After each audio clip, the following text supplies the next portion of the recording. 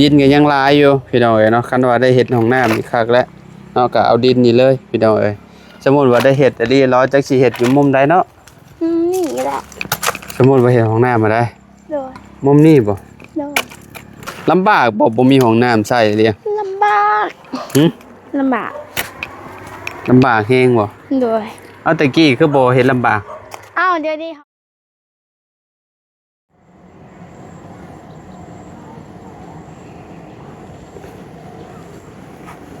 มาพี่น้อยเนาะเปิดภาพมาบัดนี้ก็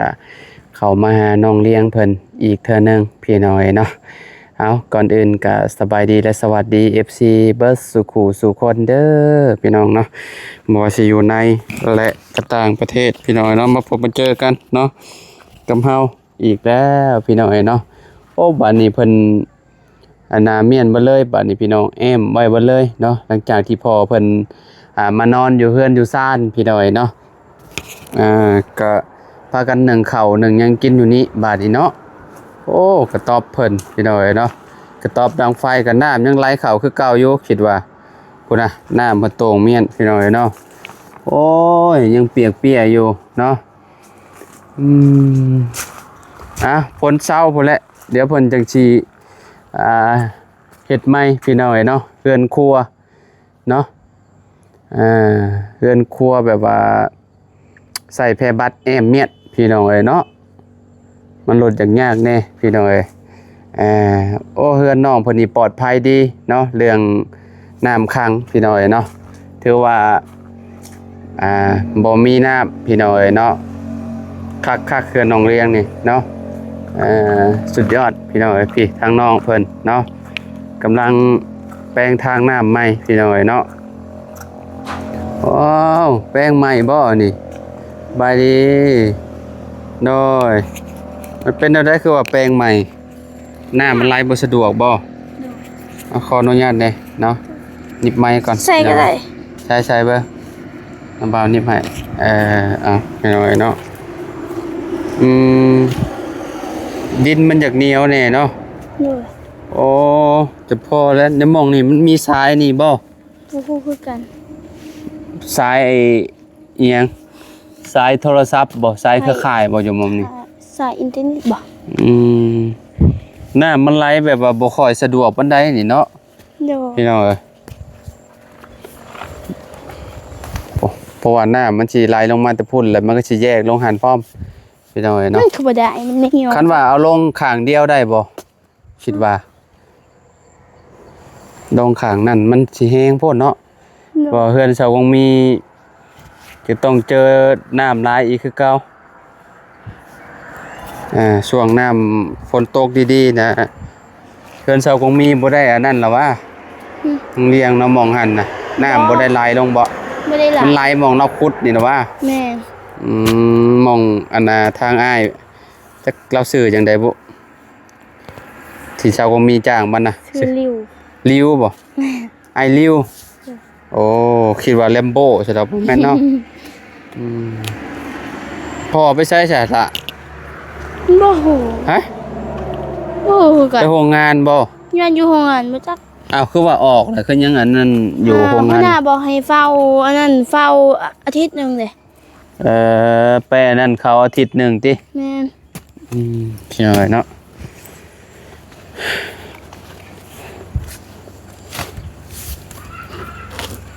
เวลาอันนั้นก็คืนมาแหละเวลาปวดหนักปวดเบาจะไปอยู่สายเลียงขออนุญาตบ่ปวดหนักนะเฮาบ่ได้ปวดหนักกลางคืนอ๋อมีแต่ปวดเบาบ่ด้วยปวดเบาก็กล้าลงมาอยู่บ่กล้าเข้าป่านี่บ่คิดว่าเข้าป่ามันจะดีถ้าปวดนักแห้งๆนี่มันก็จะไปทางใดอะไรพี่น้องมันก็จำเป็นแหละก็ต้องเข้าแลนไปพุ่นแลนไปพุ่นเด้แลนไปพุ่นบ่แม่แลนไปเฮือนแม่ตู้พุ่นเนาะมันจะดีจะได้จะได้แม่เราก็ให้เนาะเขาเฮ็ดบ่เมื่อยนึงคืออันนั้นไผเด้มาเข้าป่าดิเข้ามันเราดิเพิ่นก็เฮ็ดเพิ่นก็ลำบากเลยเนาะแต่ก่อนเนาะบางเมื่อยป้อมันเรางามมะลิพี่น้อยเนาะ มันแม่จะดีงามเลยหมองนี่เนาะเลี้ยง โดย โอ้เขียวคักเด้มันน่ะนี่ตะกะแตนบ่กินบ่เนาะ พวกกิน บ่กินบ่อืม มันเหนียว ฮะ ว่านี่มันเหนียว ดินมันเหนียวบ่ มันแข็งพอ อืมเป็นได้หลังจากที่เฮ็ดใหม่อันนั้นน่ะกระต๊อบน่ะน้ำเข้าคือเก่า เข้านิดนึงมันไม่ได้เข้าลายคือตอนนั้น แต่ก็ลำบากแหล้วเนาะ โดย เวลาดังไฟแล้วมันชืดนะพี่น้องเอ้ยพ่อเพิ่นก็ยังบ่มีเวลาปานใดพี่น้องแล้วก็ฝนตกอีกไม้สังไผเพิ่นตัดไม้ให้หยังซั่นนี่ล่ะนี่ บ่ฮู้คือกัน อืมตัดมาอันแนบอันนี้บ่เฮ็ดอันกระต๊อบนี่บ่ น่าจะนั่นแล้วมั้ง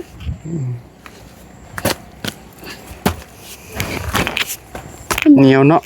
นี่ ดินเหนียวมันต้องใส่จกอีกอย่างหนึงก็อันนั้น มันจกอันนั้นส่วน ก็พี่น้องแควว่องหมดแล้วเนาะ อืมแปลงโอ้มีหอดหัวมันเนาะอยู่นี่เนาะเมื่อนั่นคือว่าเห็นไปอันนั้นบ่อันนั้นได้ถามจะดีว่าเจ้าไปถามน้องจริงๆว่าเจ้าไปเซโบนบ่ ไปซื้อสุดอันเฮียน จะไปชื่อชุดนักเรียน โดย เกียร์เมียนแหละ โดย เออ เมื่อวันที่25นี่เด้นี่ครูมาบอกเมื่อวานนี่ วันที่25 โดย วันที่25นี่เปิดเรียนบ่ โดย คือแบบ ไปรวมก่อนบ่เลยแนวใดหรือว่าแบบว่าไปเข้าเลย แต่ว่าเพิ่นมาบอกว่าอันให้ไปโรงเรียนวันที่25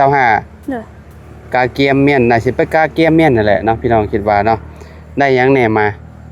ในสิ้นได้เสื้อ ชินกับเสื้อแล้วมันยังอีก เป็นพวกมีพวกชอบ่ได้ ยั ชื่อง บ่ ทันสื่อก่อนสิอันนั้นไปโรงเรียนก่อนสื่ออยู่บ้านดงเลย เชื่ออยู่บันดงบ่ โดย สุดหนึงเท่าใดสุดนักเรียน 150,000 150,000มันแพง แพงเนาะนี่เนาะแต่เก่าสุดละแสนบ่หรือว่ามันเป็นน้ำ ก็ขายเป็นเบอร์เขาว่าเบอร์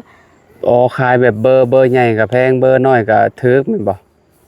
โดย น่าสิเป็นแบบนั้นเนาะเพราะว่าน้องเลี้ยงเพิ่นก็ต้องใส่เบอร์ใหญ่แหละเพอเพิ่นใหญ่เด้พี่น้องเนาะ แขนสั้นนะแล้วเบอร์34แล้วแขนยาวนะเบอร์38 อืมมียังใบประกาศเพิ่นก็เอามาให้แล้วบ่ โดย ให้ครูเอาใบประกาศมาให้เรียบร้อย โดย ได้ไปประกาศจบป .5 เนาะพี่น้องเอ้ยได้เบิดเลย เขาจะงงจะดีเราคือได้คะแนนกว่าเขาอีก เอาแม่นบ่ ในครูจนงงว่าเอ้าจะดีบ่ฮู้คือได้คะแนนเพราะว่าครูอยู่ห้องหันบอกเด็กเขียนให้เด้ อืมเจ้าได้ 17 เจ้าได้เท่าใด ตะกี้ได้ 17.5 คนได้ 18.5 เอ้าเราปัดเก่งกว่าเจ้า ฮะ เจดีเก่งกว่าเจ้า บ่นี่ครูบอกเฮานะเฮาเขียนเองเด้เวลาเนี่ยเขาห้องเซ็งเด้นี่ครูเขียนจดใน อืม ใบเจียนั่นละ โดย อันนั้นแล้วในครู ให้เราเขียนเราก็เขียน เออ กับน้องไส้เราอยู่ห้องนั้นมีในครูบอกเด้แต่เฮาในครูบ่ได้บอก คือแบบว่า เฮา เพิ่น เขียนเองเด้เฮาจดเอง เพิ่นนั่นน่ะคือว่าแล้วเพิ่นอันนั้นมีคนบอกเด้ก็จดตามเพิ่นเด้ก็ได้ดีแหละ ได้บัก10บาท อืม 20.5จะดีนะค่อยนั้นได้ 18.5จริงๆได้ 17.5 อืมเป็นจริงเด้ 17.5ดาวอนกับบ่ฮู้คือกันหมดเขาได้หลายกว่าเฮาอีก บ่วิทยาแล้วเจ้าเก่งกว่า บ่เก่ง เอาเจ้าก็เก่งกว่าแล้วเจ้าได้18 บ่ได้เก่งปานใด อ่านออกเขียนเป็นเด้เพิ่น เป็นเดียว คือสิตื่นเต้นแต่พี่น้องไปซื้อไว้แต่หัวทีเลยพี่น้องเอ้ยเนาะยังเหลือแต่ใจดีกับแตงจริงเนาะผมบ่ได้ซื้อเนาะดาวอนเนาะยังบ่ได้ไปซื้อเพราะว่าเจ้ามีผู้ใหญ่เพิ่นฝากเงินมาแล้วว่า โดย ฝากเงินมาอันให้ไปซื้อว่า โดย อืมชุดนักศึกษาพี่น้อง กัน ชุด น่าจะมีกันละมั้ง ฮะ จริงๆก็จะมี จักแลบ่ฮู้คือกันนะบ่าว ได้ กัน ยินข่าวอ่ะ ได้ยินข่าวจะไป โอ้โหคือกันแล้วถาเบิ่งก่อนนะบ่าว บ่ แม่น ดีแหละคะแนนว่ามีผู้ใหญ่เพิ่น อันน่ะซอยซื้อสุดนักพงนักเรียนเนาะ โดย เพราะว่าน้องเพิ่นตั้งใจไว้อยู่แล้วหั่นนะทางน้องเลี้ยงเพิ่นพี่น้องเนาะเพิ่นคือสิบ่ออกดอกพี่น้องเรียนจบพุ่นแหละจบม .6 พุ่นแหละม .7 พุ่นแหละคันว่าอันน่ะถ้าเป็นไปได้เนาะเลี้ยงเนาะ โดย ยังน้อยๆหนึงยังบ่ใหญ่แป้งน้อยหนึงก็ยาแล้วนี่น้องนี่นี่ล่ะในมุมนี้น่ะพอดีเลยเห็นน้ำมันไหลจบเลยจะว่าถึกสายไฟป่ะจ๊ะบ่มีที่สายไฟบ่มีเนาะ มีกับบ่เทิงเนาะเฮาบ่ได้เอา หนู เทิง นี่ดิใช้ไฟ มองมองนี่ก็เจ้าเอาวางไว้เนาะเดี๋ยวก็เจ้าเอานี่วางไว้เดี๋ยวสายไฟอยู่ในหลุม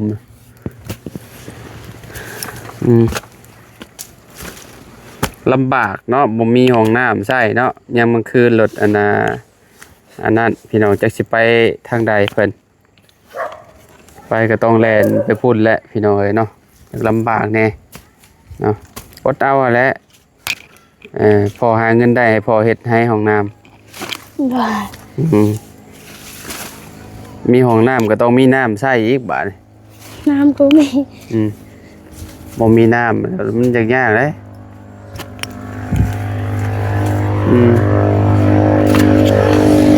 ฮะโอ้ยังน่ะโอ้แม่นเนาะคิดว่าสายไฟพอแล้วได้แล้วบาดนี้คักแล้วเนาะพี่น้องเอ้ย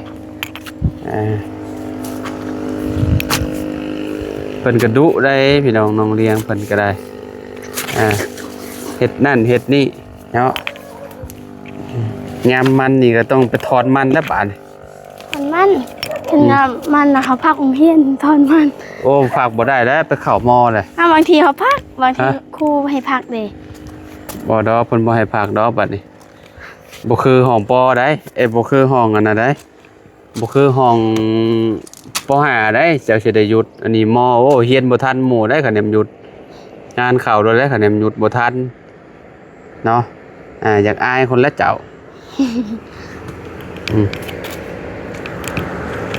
โอ้ลงหนวดก็ได้ไปแล้วพี่น้องเนาะเตรียมพร้อมเนาะอีกบ่กี่มื้อได้นี่พี่น้องมื้อนี้วันที่เท่าไหร่นี่วันที่14แล้ว14 15 16วันที่25เนาะเหลืออีกประมาณทิศนึงเอาทิศปลายหน่อยเนาะอันนั้น พอตา แมน เอาโทษ สงสัยเพิ่นเมื่อยมั้งเพิ่นมาพักผ่อนอยู่นี่อยู่เทิงนี่เนาะเราก็มีเมียอยู่บ่ นี่ เรามาเฮ็ดเวียกอยู่นี่บ่ บ่ แล้ว ก็มันนิ่ม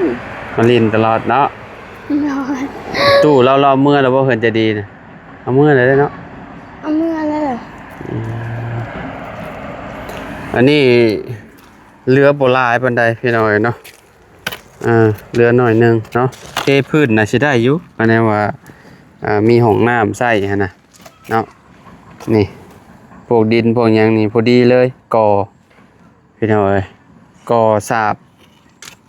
บได้อยู่บ่ดินอันนี้คือสิบ่ได้ติได้อยู่เนาะมิดมันบ่ใหญ่ปานใดได้อยู่พี่น้อยถ้ามิดใหญ่มันจะยากมันแบบมันโคลยเคลเด้มันใหญ่แฮงเด้จริงๆเพิ่นมีห้องน้ำใช้แล้วจริงๆเนาะสบายแล้วพี่น้อยเนาะดอกแคก็มีแล้วเนาะเฮือนเสา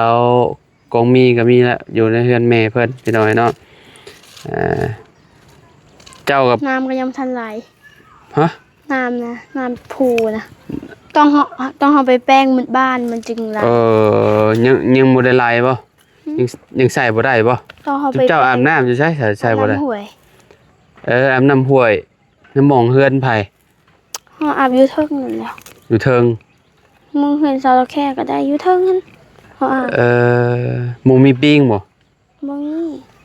มันแล้วมันมีปิ้งอาบน้ำห้วย โอ้ย ย่านเด้เนาะอาบน้ำห้วยบางทีงู อยู่ ลอย นั่น มาเฮ็ดเอาได้ อยู่บ้านนั่นมาจะนั่งอยู่แถว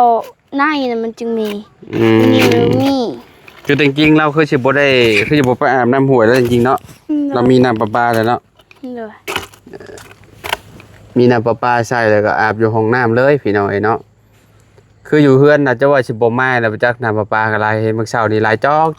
อยู่พี่น้องเนาะ บ่แรงเจ้าสิบ่ได้อาบน้ำบ่จักอันนี้เบิ่งทรงนี่คือสิมีท่อแตกอีกคิดว่าแถวนั้น มีฝนตกบางแห่ง แม่น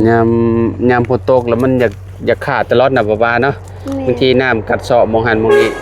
คือแบบนี้คือกันแล่นนี่คือน้ำเซ็ตรถบ่นี่เฮ็ดโอ้พี่น้อยเนาะมาอยู่แคมทางคือมื้อก่อนน่ะมาเซาดอกแค่พี่น้อยเนาะเป็นตากระบาเพิ่นจักชื่อแนวใดชื่อปีโป้บ่ที่รถอันชนเพิ่นน่ะ โอ้โห โอ้พี่น้อยเนาะ ชื่อดีโดดิ ลีโดหรือปีโป้ ชื่อมาเรา รถพ่วงแบบนี้บ่เมื่อนั้นต้องใช้รถแบบนี้แหละมันเนาะเพราะว่าเมื่อนั้นค่อยถ่ายอันน่ะน้องจริงๆอยู่ดีๆพี่น้อยเนาะได้ยินเสียงต่ำเลยพี่น้อยเนาะเห็นบ่อยู่ในคลิปบ่ตูดน่ะเพิ่นพาไปฟังพี่น้อยแล้วเพิ่นก็ ไปฟัง แม่น่ะไปฟังแล้วก็เอาเงินให้เพิ่น เท่าไหร่ เอาเงิน1,000นึงจ้างเพิ่นไปเด้แล้วก็ถูกบ่แม่นดอกไม้2คู่แต่ก็บาปได้พี่น้องมาแบบเลี้ยงอยู่อันน่ะเฮือนแคมทางแบบนี้น่ะเวลาเพิ่นออกคือแบบนั้นแหละมาตัวนั้นน่ะอันเด้พี่น้องเห็นบ่นั่งอยู่แคมทางน่ะเนาะเวลารถแม่มันผัดบ่ย่านรถหั่นน่ะรถก็เจ้าก็บ่อยากหลบแหละพี่น้องเอ้ยเจ้าเคยบ่เจ้าเลี้ยงมา เคย แล้วถูกรถชน ตอนนั้นเขาจะให้สุกี้กูมีให้มันเลยมาเขาตายดิ เจ้าก็เคยเลี้ยงคือกันถูกรถชนบ่มาเจ้า แม่น ใหญ่ซำใดใหญ่ซำใด ใหญ่สำนันเลย ใหญ่ซำนั้นเลยบ่ แม่น ปัจจุบันนี่เจ้าบ่เลี้ยงเลยมาบัดนี้ บ่เคยเลี้ยง บ่เลี้ยงเลยลาบเลย ด้วยอันนั้นมาตัวหนึงน่ะเราอยู่กับเฮาจนเฒ่ามานั่นก็ไม่เลี้ยง แขวจนเหียด แม่แล้วเราก็ตาย แม่นแล้วอายุ ใครก็ให้มันเลยเราตายอะเราฮู้มาได้ทุกอย่างแล้วฮู้มาได้ อายุเพิ่นยังบ่หลายเด้อายุ เรา เพิ่นหลายแต่ว่าเพิ่นเฒ่าเนาะประมาณ 4-5 ปีก็เฒ่าแล้วแหละมา 4-5 ปีนี่คือแบบแขวหล่นแล้วแหละพี่น้อยเนาะอายุเพิ่นแบบบ่ฮอด10 ปี20 ปีหั่นน่ะถ้าเป็นงัวเป็นควายแบบนี้ได้พี่น้อยเนาะ10 20 ปีนะแต่มานี่บ่เกิน 7-8 ปีเพิ่นก็เฒ่าเข้าแล้วก็แขวเหี่ยนออกพี่น้อยเนาะคือมาอยู่ในเฮือนชุมอันน่ะกองมีนี่หลายโตอยู่พี่น้อย แต่เดี๋ยว เนาะ นี้บ่ฮอด 2-3 ปีมันก็ตายแล้ว งั้นหั่นแหละมันอันนั้นเด้บางโตเพิ่นก็อายุบ่ยืนเด้เนาะพี่น้อยเฮือนเจดีย์นี่มีเนาะบ่มีบ่เฮือนเจดีย์ บ่มี เฮือนจริงๆนี่มีเนาะ มี จริงๆนี่เลี้ยงแล้วก็เฮือนดอกแค่น่ะเลี้ยงแล้วก็เฮือนแม่ตู้นี่เลี้ยงแล้วเฮือนน้องเลี้ยงบ่ได้เลี้ยงพี่น้อยเนาะแบบว่าเลี้ยงไปก็บ่มีข้าวเกลือมันเนาะ บ่มีข้าวน่ะ แม่นบ่ เวลาอันนั้นรถตำแล้วเขาก็ย่าน ย่านรถตามมันติ แม่ มันออกไปตามทางมันนี่เนาะสงสารมันเนาะพี่น้อยเนาะเอาก็แม่นความน้องเพิ่นนั่นแหละพี่น้อยเนาะเลี้ยงกับมันมีแต่อยากออกทางหั่นนะมาพี่น้อยเนาะนี่ดินก็ยังหลายอยู่พี่น้อยเนาะคันว่าได้เฮ็ดห้องน้ำนี่คักแล้วเนาะก็เอาดินนี่เลยพี่น้อยสมมุติว่าได้เฮ็ดอันนี้รอจักสิเฮ็ดอยู่มุมใดเนาะ นี่แหละ สมมุติว่าเฮ็ดห้องน้ำมาได้ โดย มุมนี้บ่ โดย มุมนี้เลยติคือน้ำป๊อปปี้เพิ่นก็ขุดเอาท่อลงแล้วเมื่อวานนี่พี่น้อยเนาะน้ำเด้เต็มในคุมพี่น้อยเพราะว่ายามนี้มันปานลายอยู่แล้วน้ำลายอยู่แล้วเพื่อนน้องเรียนนี่คือสิบ่มีดอกคิดว่าเนาะลำบากบ่มีห้องน้ำใช้เรียง ลำบาก หึ ลำบาก ลำบากแฮงบ่ โดย เอาแต่กี้คือบ่เฮ็ดลำบาก อ้าวเดี๋ยวนี้เขาเคยใส่ห้องน้ำไปเลยแล้วเขาก็ไปป่าไปแบบมีแต่ส่วนเขาเด้แต่ก่อนนะเขายังบ่ทันเฮ็ดส่วนในฝั่งนั้นเด้ ระหว่างมีห้องน้ำกับบ่มีห้องน้ำตอนนี้เจ้าให้เจ้าเลือกอันใดบัด เดี๋ยวมีห้องน้ำจน เดี๋ยวมี นี้ ห้องน้ำ ไป แล้ว ใส่ บัด ห้อง นี้ น้ำเป็นแล้วเด้ เอ่อ แต่ก่อนยังบ่เป็นเด้เขา เออเมื่อ ย่าน ตอนเฮ็ดห้องน้ำแรกๆน่ะ เขาย่านบ่เป็ ตอน นเฮ็ดห้องน้ำแรกๆเจ้าเว้าเจ้าบ่เคยเข้าห้องน้ำ แม่นเขา ก็ ย่าน จื้อได้อยู่แม่นบ่ แม่นเขา ตอน ย่า เฮ็ น ดห้องน้ำมันนั่นแรกๆเนาะเจ้าย่านบ่ มันเห็นเขาๆแล้วเขาก็เข้ากัน ลองเบิ่ง แม่นแล้ว เปิดใจเข้าบ่ แม่น หาก็เข้ามาได้จักเดือนนั่นนี่นะเข้าห้องน้ำมาได้จักเดือนเลย ฮอดละบ่เดือน2เดือน บางทีเขาเข้าบางทีเขาก็บ่เข้าเดี๋ยวเขาบ่ได้เก็บทองเลย เวลาถ่ายเบาเด้ถ่ายเบาไปถ่าย ไม่ได้ถ่าย ถ่ายเบาไปถ่ายอยู่ข้างนอก โอ้โหบางทีเขาไม่ได้ปวดเบาเด้ บ่ได้ปวดเบาเบิดมือก็บ่ได้ปวดมันสะดวกกว่าการไลฟ์แม่นบ่ตอนนี้นะเคยถ่ายเพิ่นตอนแรกๆตอนเฮ็ดห้องน้ำ ระบาวถ่ายตอนระบาวมากลางคืนหั่นเด้ แม่นบ่ ตอนช่วง6 โมงหั่นเด้ระบาวมาแต่บ้านระบาว นั่นแหละแต่น้องเพิ่นว่าบ่เข้าพี่น้อยเนาะอยากแบบมันอีหยังบ่แบบความรู้สึกตอนนั้นบ่ฮู้ว่าเพิ่นเป็นแบบใดหั่นน่ะพี่น้องก็บ่เข้าใจคือกันเนาะแบบว่าเฮาเคยเข้าแต่ป่าตลอดแล้วมันพอสิเข้าห้องน้ำแล้วมันก็คือแบบอันเยื้องหั่นน่ะพี่น้องเนาะคือข่อยนี่ให้ไปป่าตอนนี้น่ะแบบไปนั่งอยู่ในป่าโอ้ยยุงในร้านน่ะแต่ว่าอยู่บ่มีความสุขแล้วแหละพี่น้องเนาะอันนี้ยามฝนเขาก็ไปถ่ายได้เด้เวลายามฝน ห้องวิทย์นี่ล่ะว่า แม่น ห้องน้ำนี่เนาะอยู่ จะดี ป่า นะ นะ เบิ่งทรงเราก็สิยังบ่เปิดใจ ถ้าเรามีนั่นเราก็เปิดใจนะ ฮะ ถ้าเรามีห้องน้ำมันเป็นของตัวเองเราก็เปิดใจใส่ บ่เปิดใจใส่ติ แม่ อืม บัดเฮาไปเฮ็ดเวียกแล้วเฮาก็ย่านเฮาก็บ่ได้เข้าห้องน้ำสิเข้าวันใด แม่นมันอยู่ในเมืองเด้สมมุติว่าอยู่ในเมืองมันบ่มีป่าเด้ เจ้าก็ต้องเข้าห้องน้ำเนาะคือแบบนี้เจ้ายังปฏิเสธได้อยู่เจ้ายังมีป่ามุงป่ามันแบบนี้ป่ามันกับป่ามันไปต้องไปขุดอีกโอ้ยพี่น้องเอ้ยเนาะลำบากอีกเนาะโรงเรียนเนาะ เด้อ ข่อยหาก็สิฮู้ว่าเจ้าเปิดใจใส่ห้องน้ำเลยเนาะดีแล้วบัดนี้เนาะคันว่ามีห้องน้ำกับใส่ได้เลยบัดนี้เนาะ เด้อ โรงงานเด้อยู่ในโรงงานก็มีเหรอวะ บ่มี บ่มีห้องน้ำบ่โรงงาน มันมีห้องน้ำเก่าแล้วมัน แต่ บ่ ว่ามัน มีห้ ตั อง นแล้ว น้ำแม่ คือแบบในเฮือนนี่มีไผเนี่ยใส่ห้องน้ำ หลายคน ห้องน้ำที่ว่าผู้ใหญ่เฮ็ดให้ได้ แม่ มองเห็นบ่มีให้ได้ หลายคนแต่ก่อนชาวตะแคเราบ่มีเราก็ใช้อยู่พี่ บัดนี้เรามีเป็นของตัวเองแล้วเราก็ใช้คือแล้วเนาะ เด้อ อืม แม่จะดี ส่วนใหญ่ผู้เฒ่าบ่มักเข้าห้องน้ำแม่ตู้พ่อตู้บัดนี้ ก็เข้าอยู่ เดี๋ยวนี้เพิ่นเข้าอยู่บ่ เข้า โอเคเข้าใจแล้วครับบัดนี้เพิ่นเข้าเป็นเบิดแล้วบัดนี้เนาะแต่ก่อนอยู่แถวบ้านเนาะก็เป็นแบบนี้แหละพี่น้องเนาะแบบว่ามันมีป่าหลายแบบว่าคือเฮือนน้องเลี้ยงนี่ไปประมาณสำนั่นก็เป็นป่าแล้วพี่น้องเนาะสำนั่นนะมันบ่ได้ไกลเด้เฮาไปเฮาก็คือที่ฮู้แหละพี่น้องเนาะตะกี้มันยังบ่มีห้องนุ่งห้องน้ำเนาะ30 ปีที่แล้วนะเอาง่ายๆเนาะตอนนั้นน้องเลี้ยงยังน้อยๆแหละคิดว่าเนาะยัง ยังเพิ่งเกิด ยังบ่เพอยังบ่ทันเกิดใช่พี่น้องเนาะยังบ่ทันเกิดเนาะเอาโอเคซะไปปะแล้วพี่น้องเนาะอยู่ดีมีแฮงเนาะ สบายดี โดยสบายดีเด้อพี่น้องเนาะพอกันใหม่เนาะที่มารับชมคลิปพี่น้องเจ้าคลิปนี้ไปแล้วสบายดี